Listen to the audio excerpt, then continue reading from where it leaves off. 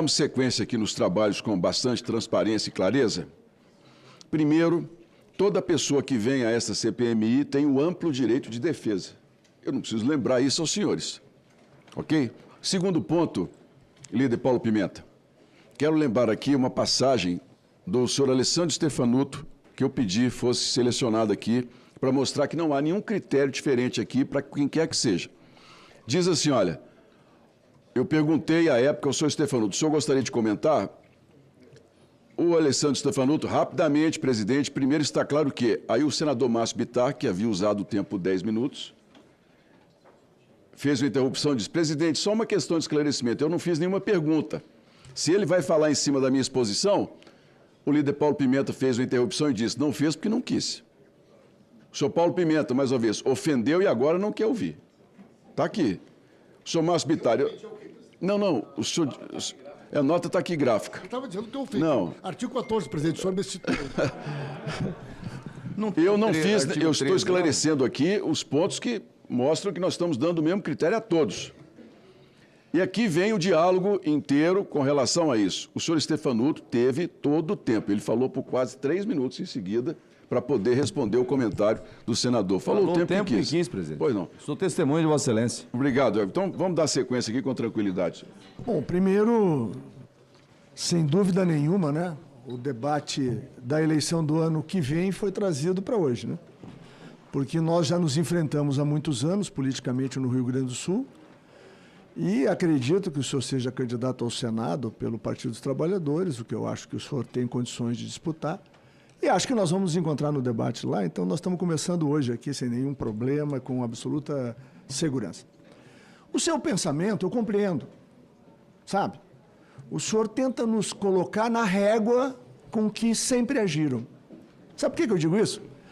Teve um deputado a quem eu respeito, e tratei com todo o respeito aqui, apesar dele não ter me tratado com o mesmo respeito, que quando o progenitor, não vou nem dizer nome, estava no governo ocupando o mesmo cargo que eu, o governo Lula 1, eu estava lá, eu sei bem a história, determinou que todas as verbas da SECOM, né, estivessem lá, né, concentradas lá na SECOM, e que depois a gente viu todos os desdobramentos nos fatos que fizeram parte da CPI dos Correios, né? Ou seja, houve uma diretiva do governo para que o direcionamento fosse todo para lá. Tanto é, a pessoa que ninguém mais sabe quem é, eu acho, o senhor Pisolatti, que era diretor de marketing do Banco do Brasil, recebeu a orientação de ir do presidente do Banco do Brasil à época, ele usava uma gravachinha borboleta, era uma escolha pessoal de estilo dele, e ele foi até o Gusquem perguntar se ele podia antecipar o dinheiro para a SMPIB, do senhor Marcos Valério. Eles anteciparam um dinheiro grosso. E a taxa de retorno, ou VB, né, que muitas vezes acontece na publicidade e na propaganda, estabelecia em torno de 10% de retorno, coisa que vale. A soma e o seu Pisolatti foi o único que recebeu 340, ou 50, ou 20 mil reais em quebrados. Porque todos os episódios que foram investigados naquela CPI eram números redondos. Aí a gente foi atrás e descobriu que provavelmente ele e os outros dois que assinaram, que receberam esse recurso, porque essa determinação de que toda e qualquer verba de publicidade passasse pela SECOM, isso foi cumprido à risca, inclusive está lá bastante claro com os documentos, tudo, mas eu só estou dizendo isso porque nós não fazemos preparação de fraude. Essa não é a nossa tradição. A tradição que nós apresentamos nos anos em que nós governamos o Brasil foi de absoluta correção em todos os procedimentos.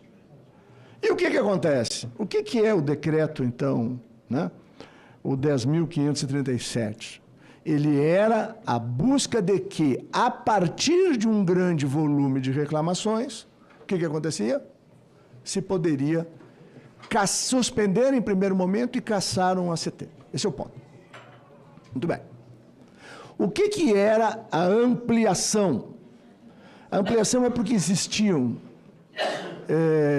muitas entidades do terceiro setor que gostariam de prestar serviço. Essa foi a razão da época. E por que eu assino esse decreto, deputado Paulo Pimenta? Porque eu era ministro da Cidadania. Não. É porque o BPC passava pela gente.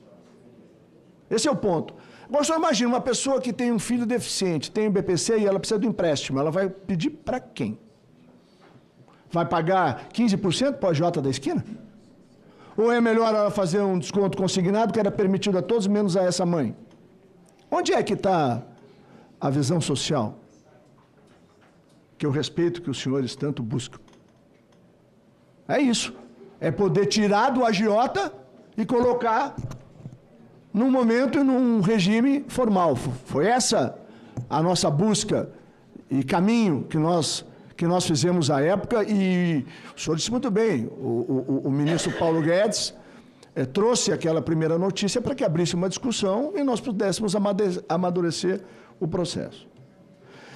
E no consignado, nós estamos fazendo o quê? Nós estamos garantindo que houvesse mecanismos de absoluto controle. E o senhor repetiu aquilo indevidamente, que já foi dito pela deputada Leia, a quem eu respeito. O senhor sabe que nós temos divergências, mas nós sempre nos respeitamos, ao longo desses quase 30 anos que nós duelamos politicamente. Eu volto a afirmar, né, a descontos associativos para pensionistas existem desde a promulgação da Lei 8.213, então ninguém inventou coisa alguma. E, por fim, eu já mostrei um livro aqui, foi esse, né? Esse é o Máfia da Estrela 1, são 3 livros dessa trilogia, né? E aí tem esse, né, que é a Ascensão em Queda do Império Petista, que esse aqui foi durante e pós o episódio do Petrolão. Todos nós conhecemos, a sociedade brasileira sabe como são os procedimentos de cada um. E todo mundo sabe que quando o presidente Bolsonaro saía às ruas, as multidões o seguiam.